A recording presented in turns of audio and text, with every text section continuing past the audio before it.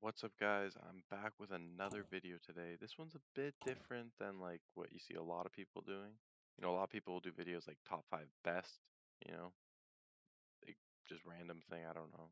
But today we're gonna be doing top five worst support companies in Hoi 4. And there's actually not a lot of bad support companies in Hoi 4. Most of these support companies are pretty good. There's a couple, shitty ones, but most of them are good. So a couple of these support companies on the list are not necessarily bad. They're good.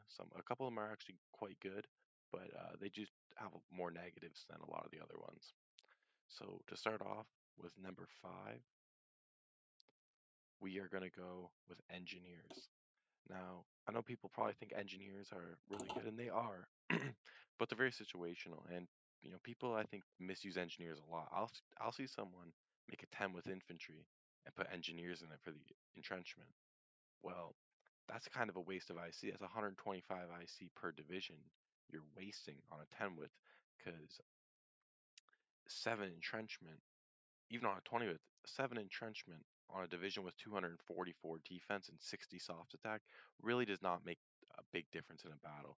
And the best use for engineers, in my opinion, is not on the defense but on the offense. In your tanks, getting that movement bonus across rivers, uh, the attack bonuses, and the defense bonuses, I guess, are really only that great for tanks, just because infantry is going to lose anyways, and you're just spending a lot of IC per division using engineers. But they are good still, and I still do use them in quality infantry. Just for a country like Russia or Germany, if you don't have good infantry, like if you don't make good infantry and you want to focus more on like tanks or something, then I would just leave engineers out, and you'll save yourself a lot of IC. And the stats as well. I mean, 24 defense is not bad, but 3 soft attack, 1 hard attack. That's just not as good as a lot of the other support companies, even on this list. But just in general, like support already is that's 21 soft attack, and I don't even have doctrine. With doctrine, you can get support already to have like 40 soft attack, even more. Especially with more text and stuff, you can actually probably get it into the 50s. But anyways, that's a number five on the list for worst support companies. Number four is another support company that's not bad. It's good, and late game it is very good, but it just takes a while for it to actually be that good. And that is support rocket arty. Now, in Marines, I would 100% recommend to use support rocket arty and support arty at the same time. That's going to give you probably another 100 soft attack on top of your Marines, which is very good. But early game, shoot, for this video, I turned on this. Uh, if you compare, Rocket Arty 1 to something like Arty 2, the soft attack may seem the same, and it says that, but the Arty 2 is getting a 10% soft attack bonus from here and another 10% from here, which makes the Arty actually a lot better. And you can see if I save this and then change it to Arty, the Arty has 9 more soft attack using these techs right here. So yeah, even once you get to this tech, Arty's still better. So until you get late game and once you have research bonuses and stuff, Rocket Arty does become better eventually. But at the start of the game and for a lot of it, Rocket Arty's just not that great. Though I will say a benefit of Rocket Arty, a really good positive, is that it's really cheap. I mean, it's as cheap as Arty, but you only really need it in support companies. So it only you can have like 3 factories on Rocket Arty, and within a couple months you can like have support rocket arty in like 80 divisions. It's crazy how cheap it is. So number three on the list, and now we're actually getting into the kind of shitty support companies. We are going to go with support anti-tank. Now, why is support anti-tank bad? It's just more of an anti-tank in general thing. Anti-tank doesn't really pierce the best tanks that you can make. If you make a really good tank, you're probably not going to be able to pierce it, especially with support anti-tank. Now, if I put regular anti-tank in my division, there's 58 piercing right there. And actually, in reality, it'd probably be something like this. So you'd have, 20 with, that's 56 piercing, right? But if I make a division with just support anti-tank, you lose that's like about 13 piercing you lose, and you get less heart attack too, and it's just a waste of a really good support slot for your template. That's just why I wouldn't use it. And yeah, you're just not going to pierce anyways unless your opponent's using really crappy medium tanks or light tanks. You're just not going to be able to pierce with support anti-tank.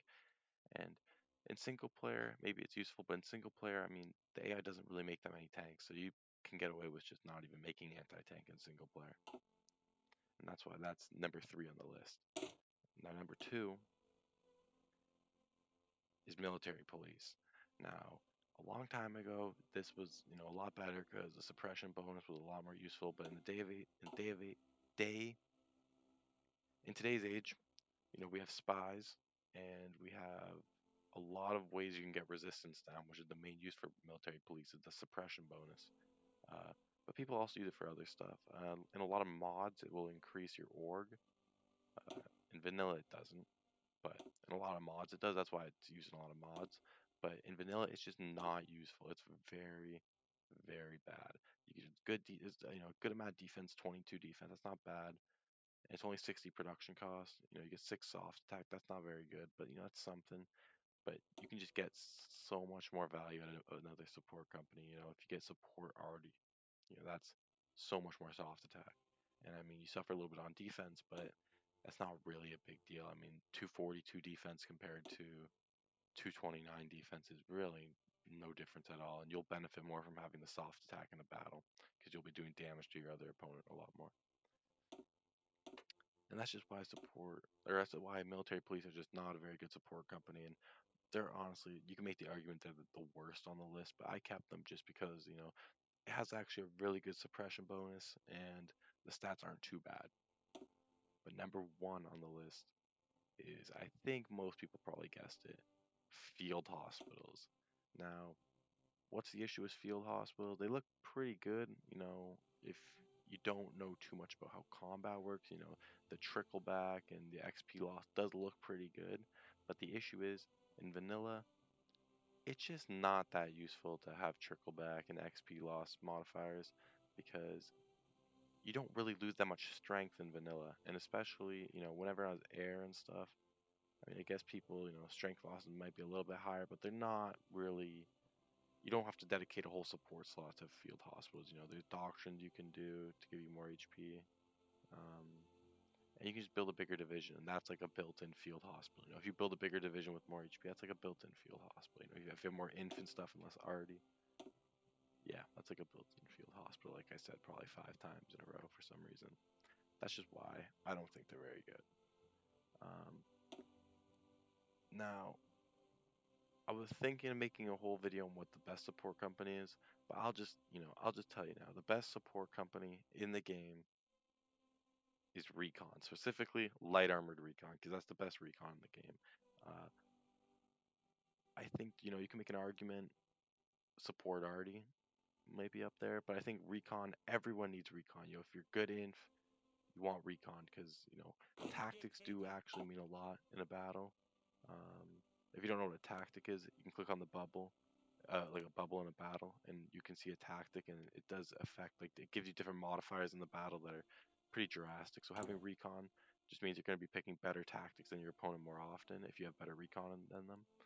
And if you have Cav Recon, if they have Cav Recon and you have armored like an armored recon, like armored car recon or light tank recon, you're gonna have pick better tactics basically every time, unless they have a really good general. So yeah, that's just a quick little video. If I forgot any support companies, I don't think I did.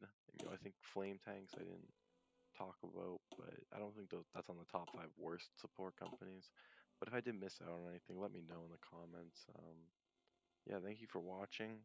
I should be uploading some more videos soon, maybe a playthrough, like a Germany playthrough in a mod, or even just vanilla against like maxed out AI or something. I'm not sure yet what I'm planning on making next, but yeah, thank you for watching, and have a good one.